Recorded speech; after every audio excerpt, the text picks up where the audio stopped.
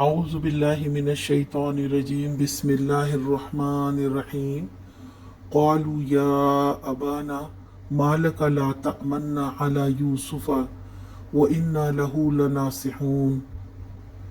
اس قرارداد پر انہوں نے جا کر اپنے باپ سے کہا، ابا جان، کیا بات ہے کہ آپ یوسف کے معاملے میں ہم پر بھروسہ نہیں کرتے، حالانکہ ہم اس کے سچے خیر خواہ ہیں۔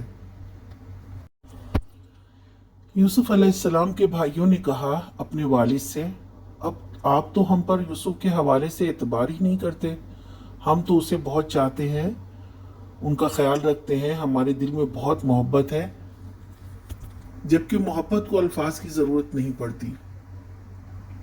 انسان کا عمل اس کے تعلق کو واضح کر دیتا ہے۔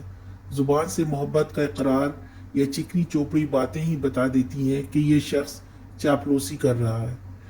ان کے والد نبی بھی تھے اور ان کے باپ بھی، دونوں لحاظ سے انہیں اپنی اولاد کی نیت کا پتہ تھا، جب بھی وہ یوسف علیہ السلام کو ان کے ساتھ زیادہ گھلنے ملنے سے روکتے تھے، اور یہی وجہ تھی کہ خواب بیان کرنے سے بھی منع فرمایا تھا۔ آج کا سوال، یوسف علیہ السلام کے بارے میں ان کے والد ان کے بھائیوں پر اعتبار کیوں نہیں کرتے تھے؟